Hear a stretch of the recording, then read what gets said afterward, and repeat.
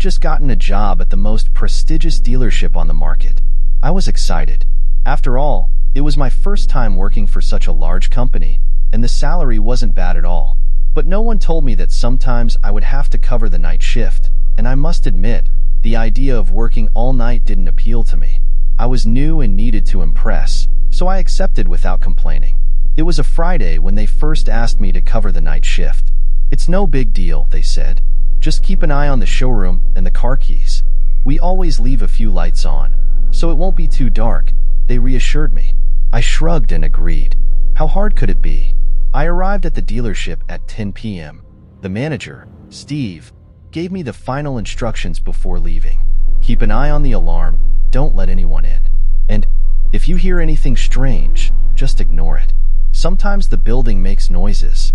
It's old, you know?" I laughed, thinking it was a joke. However, Steve seemed serious. He patted me on the back and left through the front door. I was alone. The dealership was enormous and full of shiny cars that gleamed under the dim light. I looked around, trying to get used to the place.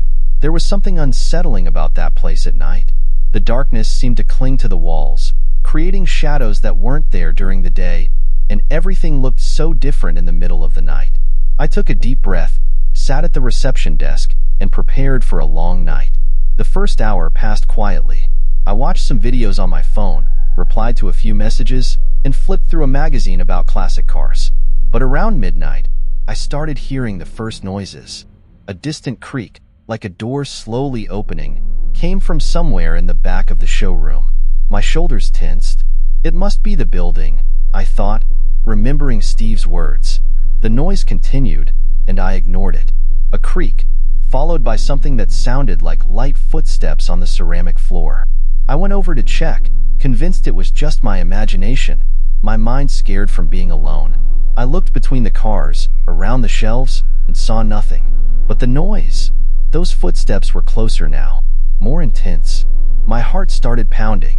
I went back to the reception desk and turned on all the lights in the showroom. Lights flickered in response, one by one, lighting up the entire space. That's when I saw it.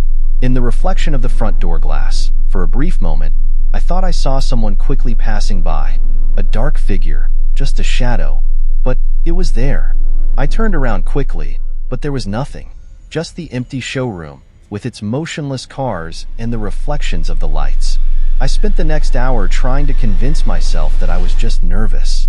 I never liked being alone in large, empty places. I started walking around the showroom, trying to relax. But it didn't help because, as I walked back and forth, I was somehow looking for that terrible figure. Every time I passed by the cars, I felt as if someone was watching me. And the strangest thing, I could swear that some of the cars had moved. Then, there it was again. The creak. But this time, it seemed to come from a door in the back that led to the manager's office. I didn't want to go there. Something told me to stay away, but I couldn't ignore it. "It's just the building," I repeated to myself, trying to calm down. I grabbed the flashlight and walked toward the office. The door was slightly ajar, just enough for me to see the darkness inside. The air was cold, much colder than the rest of the dealership. I reached out to push the door, and when I did, it suddenly opened with a loud crack. I jumped back, almost dropping the flashlight. The room was empty, but I felt something. A presence. A feeling that I shouldn't be there, that I wasn't welcome. I looked around, trying to understand what was happening. That's when I heard it. A soft whisper, coming from inside the room. A low voice, almost inaudible. "Leave," the voice said. My legs went weak. I slammed the door shut and ran back to the reception, my heart racing. I almost had a heart attack. I knew I wasn't alone. Or, at least, I wasn't alone in a conventional way. There was something there, something I couldn't see, but I could definitely feel. I looked at the clock. It was almost 3 in the morning. 2 more hours in that hell. That's when my phone started ringing. The number was unknown, but I answered anyway. On the other side, a raspy and distorted voice, like it was coming from an old radio. "Leave while you can," the voice said. I hung up the phone, trembling. I looked around, trying to make sense of what was happening. Suddenly, all the lights in the showroom went out at once. I stood there in the dark, the only light coming from my phone. The silence was oppressive, heavy, and then I saw it, or rather, I felt it. A figure, a dark shadow, standing right in the middle of the showroom. I couldn't move. My feet were stuck to the floor. The figure started moving toward me, slowly and deliberately. I didn't know what to do. I was frozen with fear. I closed my eyes, expecting the worst. And then, the lights came back on.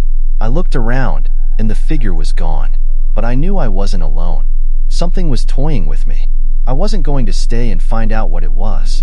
I ran to the front door and tried to open it, but it was locked. I tried every key I had with me, but none of them worked. It was as if something was keeping me trapped inside. My phone rang again. I answered, but there was no one on the other end. Just static. That's when I saw something that made me stop. In the rearview mirror of one of the cars, I saw the same shadow from before, standing right behind me. I turned around quickly, but there was nothing there. I was slowly losing my mind. I ran to the manager's office, hoping to find another way out. When I got there, the door was open, though I was sure I had closed it. I went in and started frantically searching for a key or something that could help me get out. That's when the door slammed shut, and I was locked inside. I heard footsteps outside, slow and dragging. Something or someone was outside the door. I backed away, pressing myself against the wall.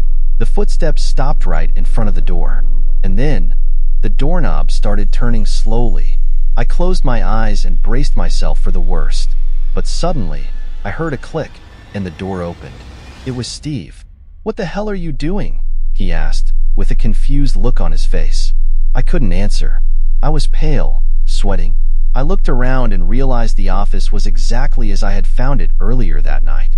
There was no sign of anything I had seen or heard. I stammered. Steve shook his head.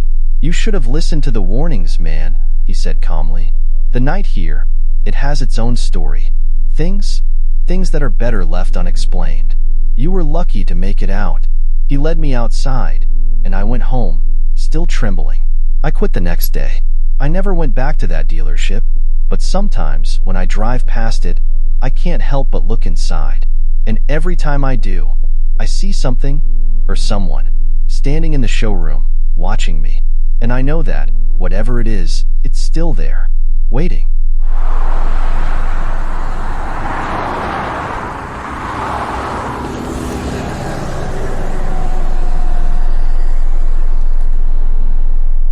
I started working at the car dealership not long ago. They needed a delivery driver to take the new cars to customers, and the pay was good, really good. So why not? It was just driving back and forth. What could go wrong? The dealership was on the edge of town. A big old building with huge glass windows and an entrance that looked like it wanted to swallow anyone who walked through it. It was a place designed to grab customers' attention. On my first day, I heard some rumors. They said the place was haunted. You know how it is. There's always a story like that. One of the guys who had worked there for a while, Billy, pulled me aside and said, "Hey, have you heard about Old Joe?" I laughed. "Who's Old Joe?" I asked. Billy looked around, as if he was afraid someone might hear. "He was a delivery driver, like you. Died in a car accident right on the road nearby, on a full moon night. They say he still comes back here, wandering around, groaning in pain." I chuckled, thinking he was joking. "Really, man? You believe in that stuff?" Billy didn't laugh. He just shrugged. "I'm just warning you. Tonight's a full moon. Stay sharp." Night came quickly. I grabbed the keys to the first car I was going to deliver and got ready to leave. The showroom was practically empty, except for me and a few other employees who were on their way out. As I walked to the car, I felt a shiver run down my spine. The parking lot was deserted and poorly lit. I glanced behind me but saw nothing, just the reflection of the car lights. I started the car and headed out for the delivery. The route was simple. Take the main road, make a left turn, and head straight to the customer's house. The drive was smooth, but when I got to the main road, something weird happened. The car radio turned on by itself, tuned to a station I had never heard of. A distorted voice started speaking, but I couldn't make out what it was saying. I turned off the radio and kept driving, trying to ignore the chills creeping up my neck. That's when I saw it. Something moving in the rearview mirror. A dark shadow in the back seat. I quickly turned around, but there was nothing there. Just the empty seat. My fingers went cold on the steering wheel. I took a deep breath and convinced myself it was just my imagination playing tricks. After all, ghosts don't exist. I completed the delivery as fast as I could and returned to the dealership, trying not to think about the strange things that had happened that night. When I got back, the dealership was even emptier. There was only one car in the showroom, and the lights were dimmer than before. Now, the full moon was high in the sky, casting an eerie glow over the building. I could feel a presence, like someone was watching me. I dropped the car keys on the desk and headed to the manager's office to pick up the documents for the next delivery. That's when I heard it.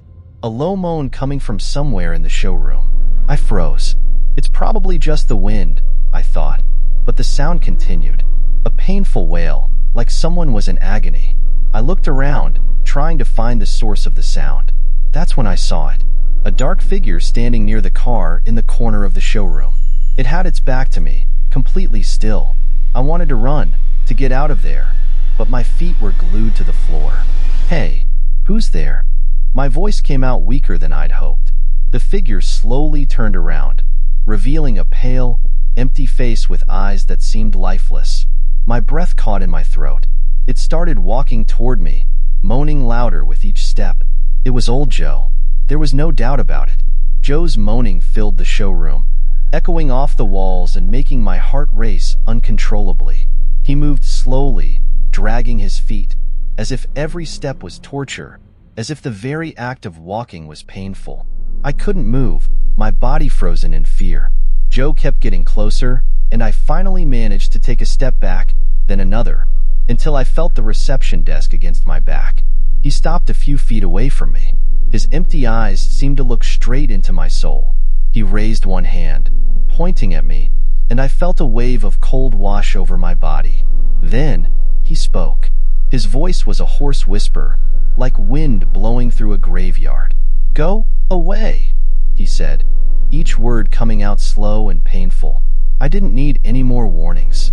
I ran to the front door, but it wouldn't budge. It was locked. I tried with all my strength, but it was no use. I looked back, and Joe was still there, standing, watching me. His face began to twist in an expression of pain. He opened his mouth and let out a scream so high-pitched it seemed to tear the air around me apart. Joe's scream left me dizzy. I covered my ears, but the sound felt like it was piercing into my brain. I ran through the showroom, trying to find a way out. The lights started flickering, and I could feel the air getting colder and colder. I dashed into the manager's office, locking myself inside. I took a deep breath, trying to calm down, but I knew I wasn't safe. Suddenly, the sound stopped. Everything went silent. I breathed a sigh of relief, but I knew it wouldn't last long. I looked around, searching for a window or another exit. That's when I heard the moaning again, right outside the door. He was there, waiting. The doorknob started turning slowly. I backed away, my eyes fixed on the door. Joe was trying to get in. I needed to get out of there, but there was nowhere to go. Then, I saw it. In the corner of the room, an old screwdriver. I grabbed it, holding it tight, as if it could protect me. The door creaked open, and Joe was there, standing in the doorway. Joe stepped into the room, his translucent body moving as if he were floating. I backed away, holding the screwdriver like a sword. "What do you want?" I yelled, but he didn't answer. He just kept moving toward me, his eyes locked on mine. That's when I realized. He wasn't trying to hurt me. He was suffering. Something inside me told me to lower the screwdriver. "What happened to you, Joe?" I asked, my voice barely a whisper. For a moment, he stopped. His empty eyes seemed to shine with deep sadness. He raised a hand and pointed to the window, where the main road was visible. Outside, the full moon shone brightly. That's when I understood. He was trapped in the place where he had died, reliving his accident every full moon. I'm sorry," I said, taking a step forward. Joe looked at me for another second before fading into the air, like smoke being carried away by the wind. The lights stopped flickering, and the showroom returned to normal. I knew Joe was gone, at least for now. I unlocked the front door and stepped out into the cold night air. The full moon shone in the sky, and I felt a strange sense of relief. The next day, I quit. I couldn't go back to that place. But every time I see a full moon, I think of Joe, and I wonder if he finally found peace or if he's still there, wandering the dealership, waiting for someone who can hear his lament.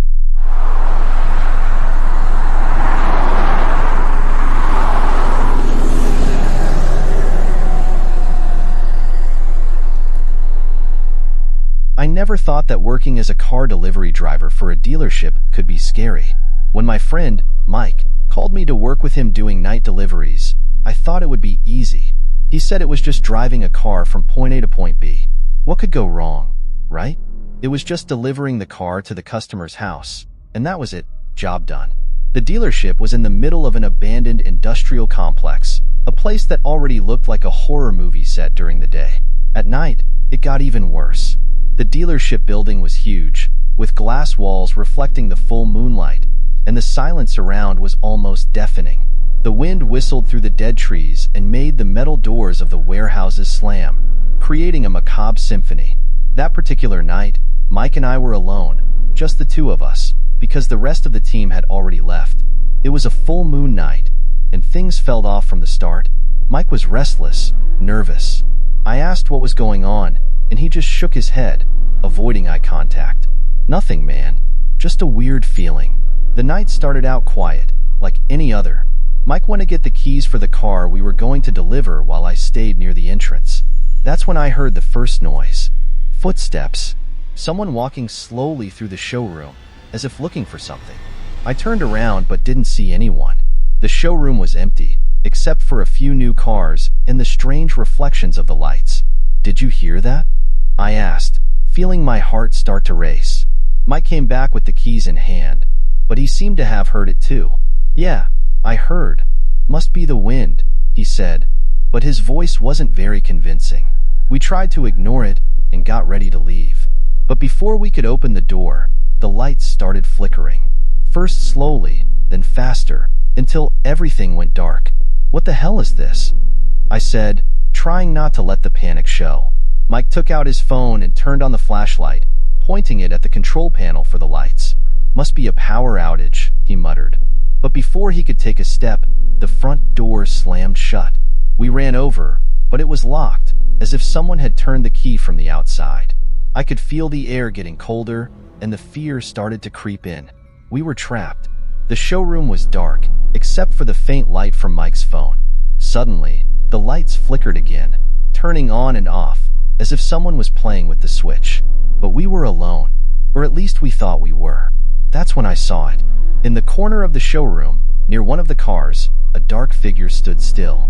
A shadow that shouldn't have been there. Mike, there's someone there, I whispered, pointing. Mike turned the flashlight in the direction I was looking, and we both saw it. The figure was slowly moving out of the shadows, something otherworldly. It was tall, thin, with eyes that glowed in the dark. Its face had no expression, but its presence was oppressive. I felt a knot in my stomach, my heart pounding so hard it felt like it was going to explode. The figure began moving toward us, its footsteps echoing through the showroom. The sound was like chains dragging. "We need to get out of here," I yelled, grabbing Mike by the jacket. But he seemed hypnotized, staring at the malevolent figure. "Mike, let's go." I shook him, and finally, he snapped out of it and started running with me. We ran down the narrow hallways of the dealership, trying to find another exit. Every door we tried was locked. Panic began to set in. It felt like the building was alive, trapping us inside on purpose. Around every corner, the sound of the figure's footsteps grew closer, louder. We reached a metal door that led to the storage room. It was slightly open. "There," I shouted, running toward the door. I pushed it open, and we went inside, locking it behind us. The storage room was dark and cold, filled with metal shelves and boxes stacked up to the ceiling. The silence in there was almost as terrifying as the sounds outside. "What now?" Mike asked, his voice trembling. I didn't have an answer. I didn't know what was happening or how to get out. All I knew was that we needed to hide and hope the figure wouldn't find us. But the silence was interrupted again, this time by a different sound. Laughter. Low, raspy, like someone mocking us. The laughter grew louder, echoing through the storage room. I could feel cold sweat running down my back. I looked at Mike, and he was pale, his eyes wide. "This can't be happening," he murmured, more to himself than to me. That's when the metal door started shaking, as if someone on the other side was trying to break it down. "Run, Mike," I shouted, pushing him toward the other end of the storage room. We found a staircase that led to the mezzanine. We ran up, trying to get as far away from that door as possible. When we got to the top, we looked down and saw the door slowly opening. And there it was. The dark figure entered, moving through the storage room, its footsteps now quieter, almost feline. It looked up, straight at us. I felt a chill run down my spine. I knew we had nowhere else to run. "Mike, we're screwed." He looked at me, desperate. "There has to be a way." And that's when I saw it. In the corner of the mezzanine, there was a small window, open. Our only chance. We ran to the window, trying to squeeze through it. The space was tight, but we managed to slip outside. We fell onto the roof of one of the nearby warehouses, rolling to a stop. We looked back and saw the figure watching us from the window, its eyes glowing in the darkness. I didn't wait to see what would happen next. I grabbed Mike, and we started climbing down the side of the warehouse, using an old drain pipe. When we finally reached the ground, we ran without looking back, past the abandoned warehouses and the empty parking lot, until we reached the road. I didn't stop running until I reached my car. I opened the door with trembling hands and got in, Mike right behind me. I started the engine, and we sped away as fast as we could. I never went back to that dealership. I quit the next day. Mike did too. To this day, I don't know exactly what we saw that night. The figure, the footsteps, the flickering lights. I try not to think about it too much. But every time I drive by that place, I feel a shiver run down my spine, and I remember the sound of footsteps echoing in the darkness. I guess some things are meant to remain a mystery. All I know is that I never took another night job after that. And every time someone asks me about that night, I simply say, "You don't want to know."